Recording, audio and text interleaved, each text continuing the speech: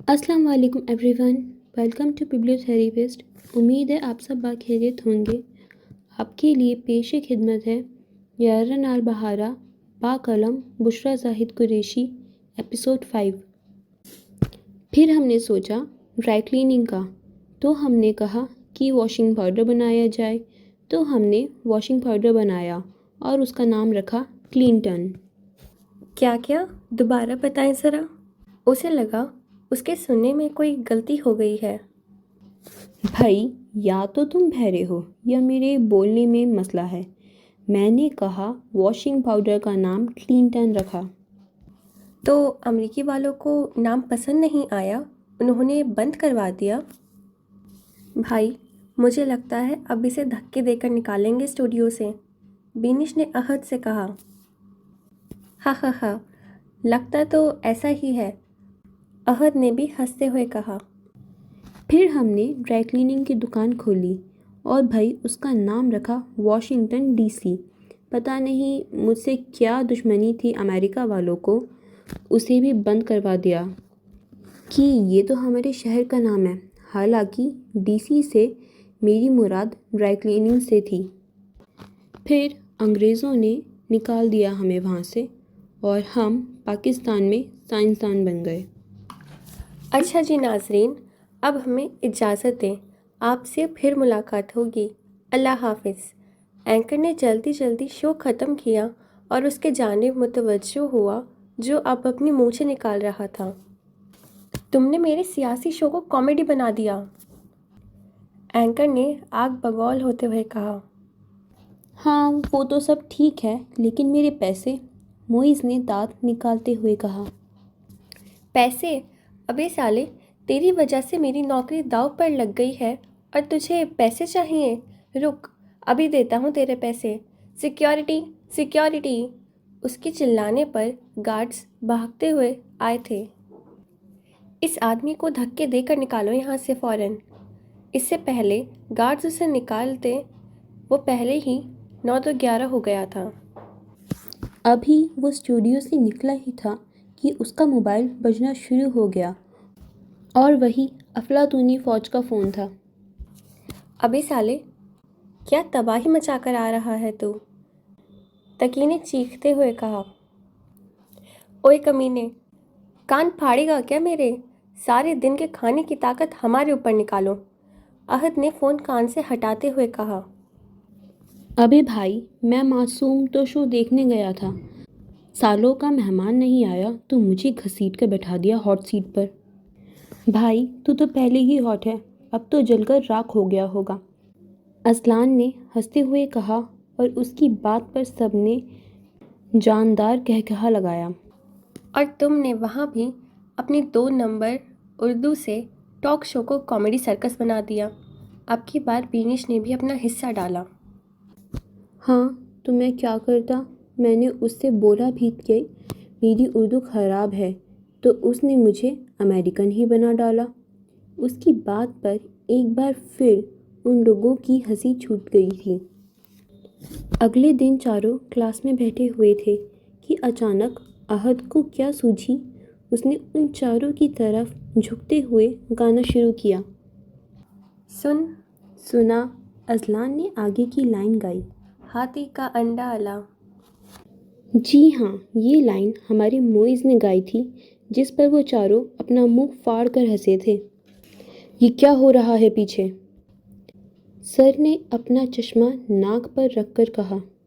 Sir Azlan खड़े होकर sir को बता ही रहा था कि उन तीनों के हंसने की वजह से वो भी सर के सामने हंस पड़ा। Get out from my class now, sir ने इतनी ज़ोर से कहा कि क्लास की दीवारों ने भी अपने हाथ जोड़ लिए थे और वो चारों भी अपने बैग्स उठाकर वहाँ से रफू चक्कर हो गए। अबे, हाथी का अंडा ला क्या होता है बे? अहद ने हंस हंस कर कहा। भाई, मैं तो अपने बचपन से ही हाथी का अंडा ला बोलता हूँ। ओए भाई, आती क्या खंडा ला होता है, जंगली। What? My whole life was a lie यार। तेरी लाइफ तो हर गाने के मामले में लाए है। तकी ने भी टुकड़ा दिया। यार, अब नहीं होता मुझसे मज़ीद इंतज़ार, मेरी शादी करवाओ अभी। अचानक से अजलान की आवाज़ उनके कानों से टकराई। भाई, तुझे किसी ने काट लिया जो अचानक शादी की पड़ गई है? तकी ने उसको देखकर कहा। ना भाई, तेरी महबूबा ने तरबीला डैम बहा देना है शादी का सुनकर ही। मोइज़ ने उसको मना किया। भाई, लड़की को पटाना मेरा काम है, अब बस करनी है मुझे शादी। अजलान ने हतमी फैसला सुनाया। लेकिन भाई, लड़कियां तो मैं आला पटाता हूँ। मोइज़ ने फर्जी कॉलर खड़े किए। अबे गधे, अपनी लड़की तो मैं ही पटाऊंगा ना।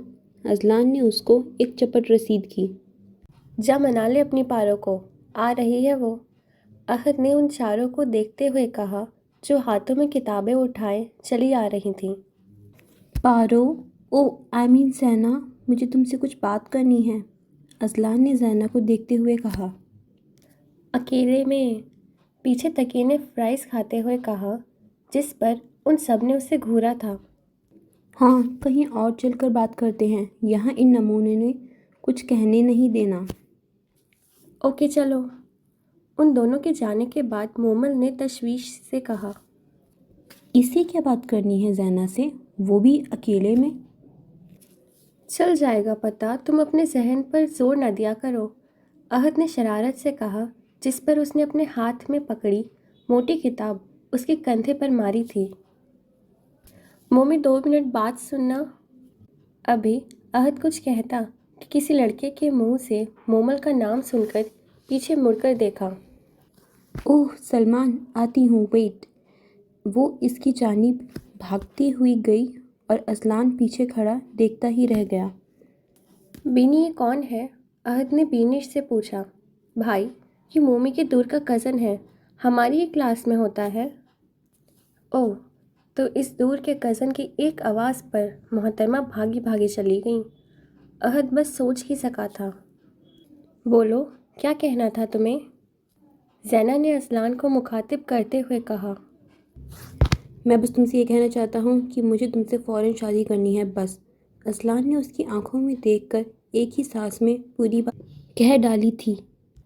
तुम पागल हो गए हो असलान, ऐसा कैसे हो सकता है? जैना ने भी उसकी आंखों में देखकर कहा था। क्यों नहीं हो सकता? मैं तुमसे मोहब्बत करता हूँ और तुम भी मुझसे मोहब्बत करती हो, तो क्यों नहीं हो सकता भला? असलान, अभी तो मेरी पढ़ाई भी ख़त्म नहीं हुई और इतनी भी क्या जल्दी हो रही है तुम्हें? जैना की आंखें बोलते बोलते एक बार फिर भीग गई थीं। तो मेरी जान, मैं कौन सा रुखसती का कह रहा हूँ। मैं तो बस अभी निकाह करना चाहता हूँ। और रही बात जल्दी की, तो हाँ, बहुत जल्दी है मुझे अपना बनाने की तुम्हें। अजलान ने उसके आंसू पोंछते हुए कहा। चलो अब जल्दी जल्दी हाँ बोलो, मेरा मैच शुरू होने वाला है। अजलान ने घड़ी में देखते हुए कहा, जिस पर जैना हंस पड़ी। ओके, आई एम रेडी, कल भेज देना अपने पेरेंट्स को, जैना ने धीमी आवाज़ में कहा। छक्का!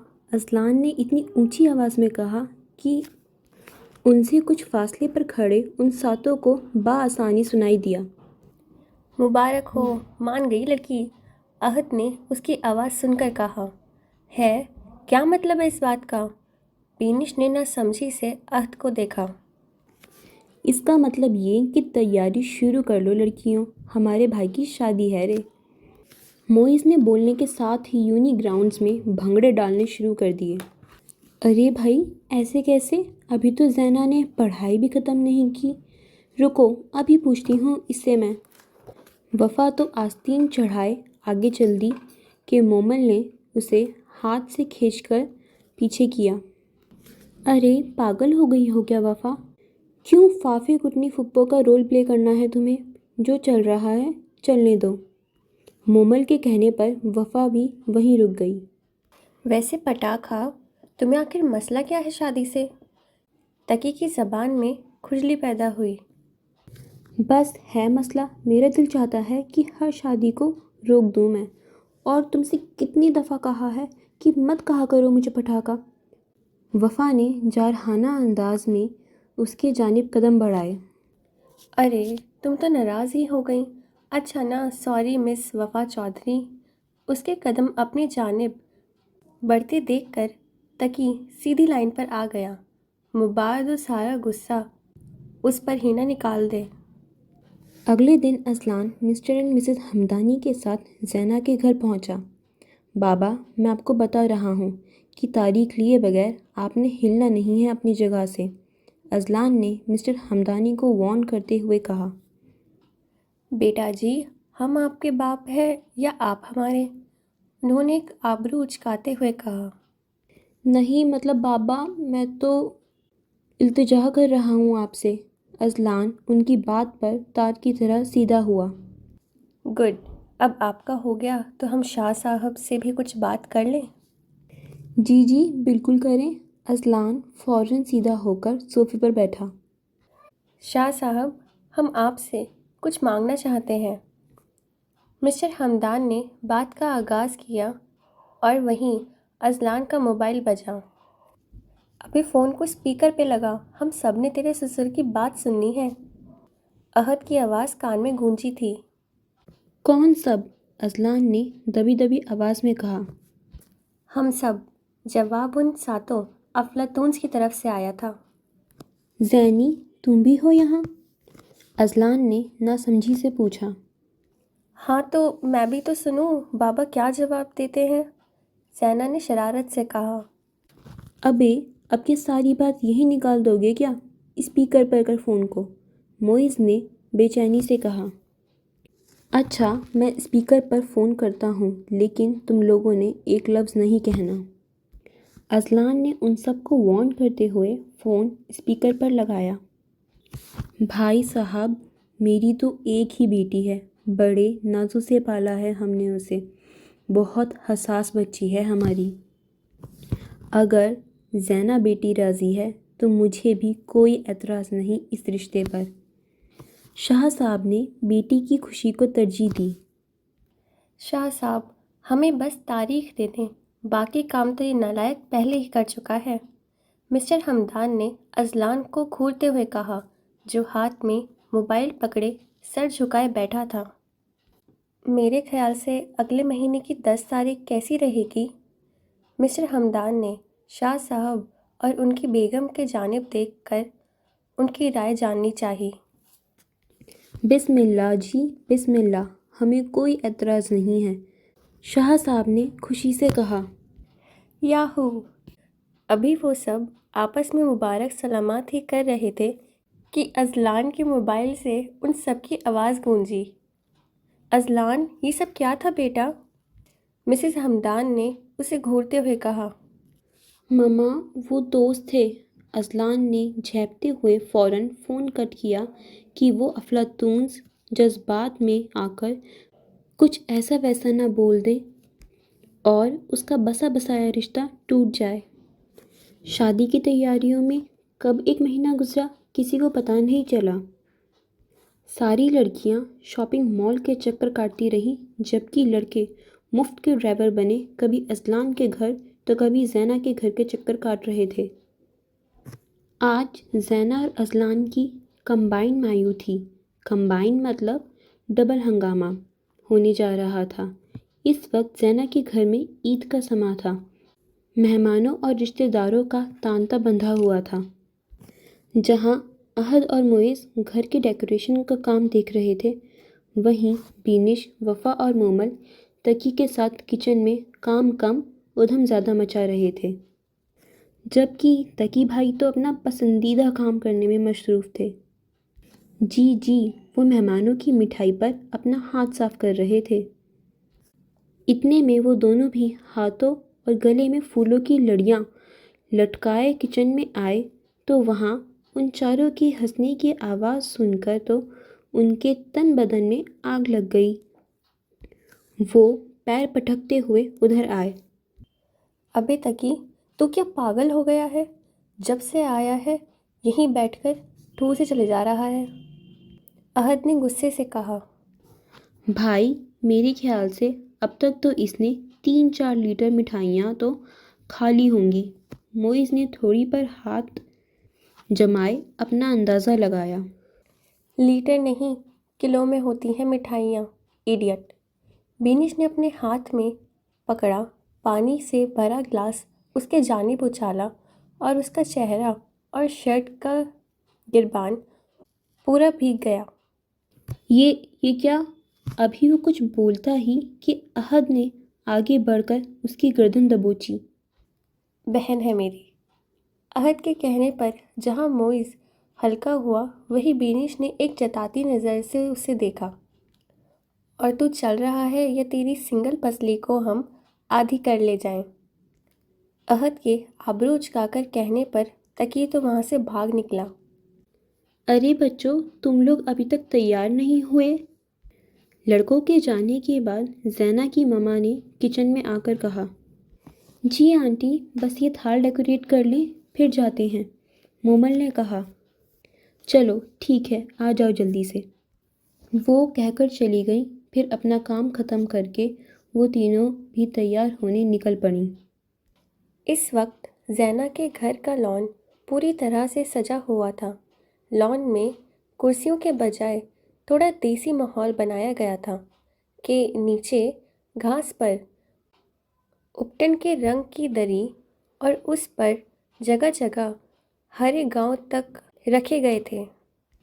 सामने की तरफ स्टेज बनाया गया था जहां अभी उन अफलातूनी फौज ने धमाल डालना था, जबकि स्टेज के थोड़ी साइड पर गेंदे के फूलों से सजाया एक बड़ा सा झूला लटकाया गया था जिस पर हमारी दुल्हन को विराजमान होना था। सो फ्रेंड्स, बाकी पार्ट नेक्स्ट एपिसोड में। तब तक के लिए आप जल्दी से चैनल को सब्सक्राइब कर लें। खुदा हाफिज़।